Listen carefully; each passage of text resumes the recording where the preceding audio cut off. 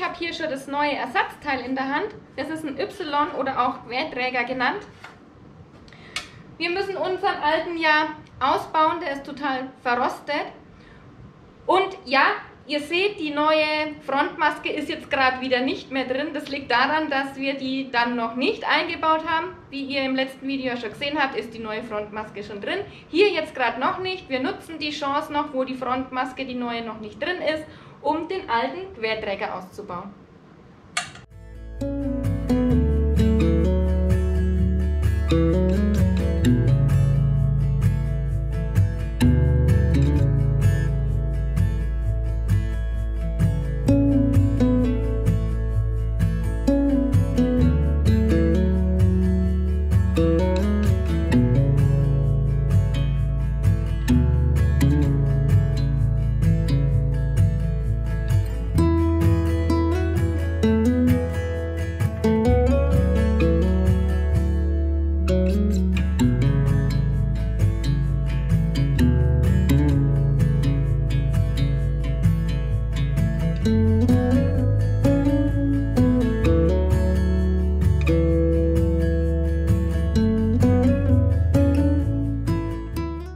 Wir haben jetzt erstmal die relativ dicke Schicht Unterbodenschutz mit der Drahtbürstenflex weggemacht, haben die Schweißpunkte freigelegt und zum Aufbohren, man sieht ja verschiedene Videos, manche machen es ja nur mit Hammer und Meißel, diesen ganzen Träger rausbauen.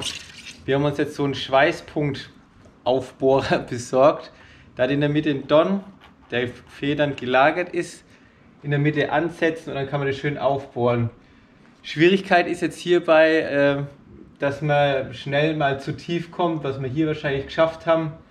Muss man halt ein bisschen ausprobieren, dass man halt nur quasi das erste Blech erwischt. Was auch noch ein bisschen tricky ist, dass man eben schnell abrutscht. Wahrscheinlich wird es sich da anbieten, dass man einfach in der Mitte vom Schweißpunkt erst einmal mit dem kleinen Bohrer ein kleines Loch vorbohrt und da dann den Don von dem Aufbohrer reinsetzt. Wir haben es jetzt so gemacht. Hoffen wir mal, dass wir die Schweißpunkte einigermaßen erwischt haben und das Ding jetzt wegkriegen.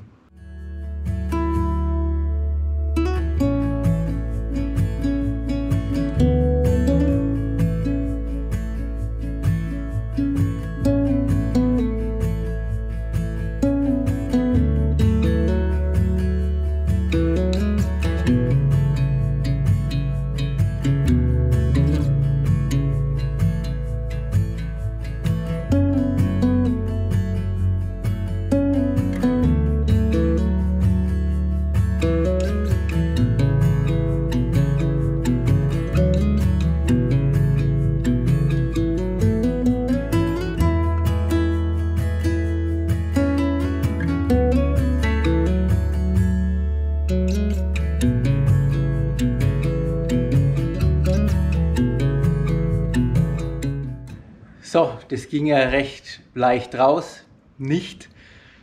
Trotz Schweißpunkte aufbohren, habt ihr ja gesehen, Haufen Gewalt, Rohrzange, Meißel, alles was da war. Aber Hauptgrund eigentlich, weil wir noch ein paar Schweißpunkte übersehen haben. Also ordentlich sauber machen, dass man alle Schweißpunkte sieht, aufbauen und dann soll es ein bisschen leichter und schneller gehen als bei uns jetzt. Wir schleifen das jetzt alles schön ab, bereiten das vor, dass wir das neue einschweißen können. Das kommt dann aber erst, wenn die Frontmaske wieder drauf ist.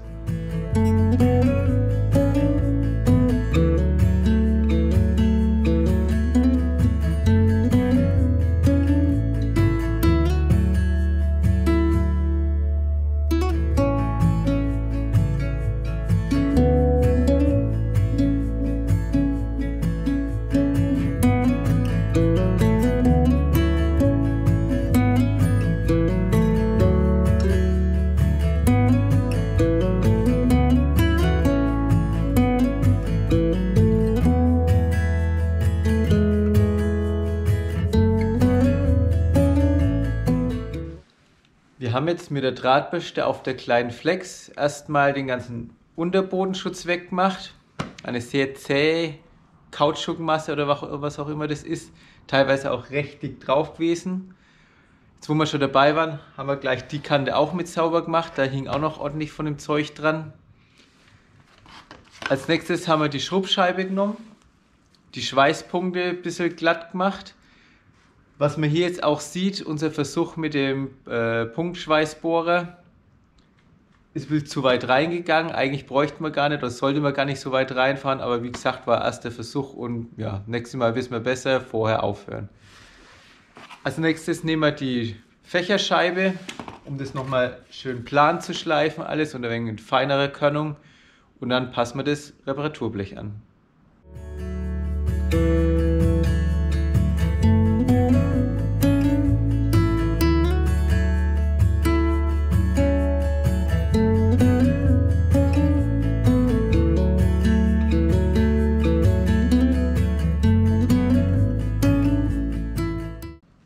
Das Ersatzteil ist jetzt soweit angepasst, also man braucht schon ein bisschen Gewalt, um das richtig wieder an die Karosserie anzupassen. Wir haben dazu auch den Wagenheber ein bisschen benutzt, um das richtig hochdrücken zu können. Jetzt machen wir alles nochmal mit Silikonspray sauber, wo wir jetzt geschliffen haben, und dann tun wir Brando Corox alles nochmal grundieren, damit es dann trocknen kann, und dann machen wir weiter.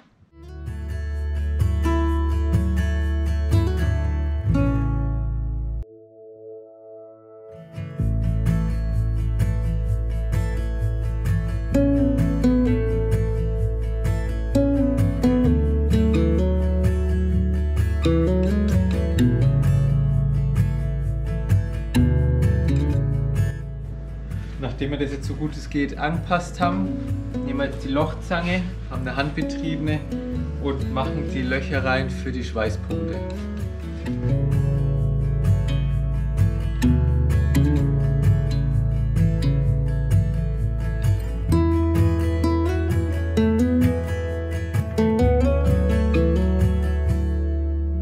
Wir haben jetzt mit dem Edding die Position der zukünftigen Schweißpunkte auf die Karosserie übertragen. Dann nehmen wir jetzt eine kleine Drahtbürste, schleifen die Grundierung weg, dass die beim Schweißen nicht stört und zwischen die zwei Schweißnähte kommt.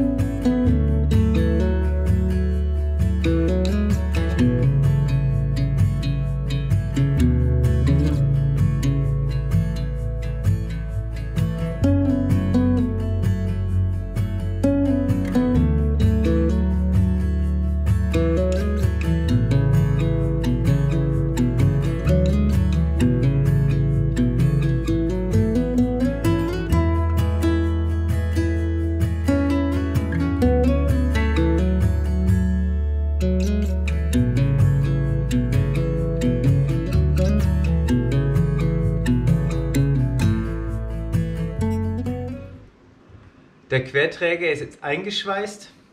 Wie gesagt, waren unsere ersten Schweißversuche, von dem her sind manche Schweißpunkte nicht die allerschönsten geworden.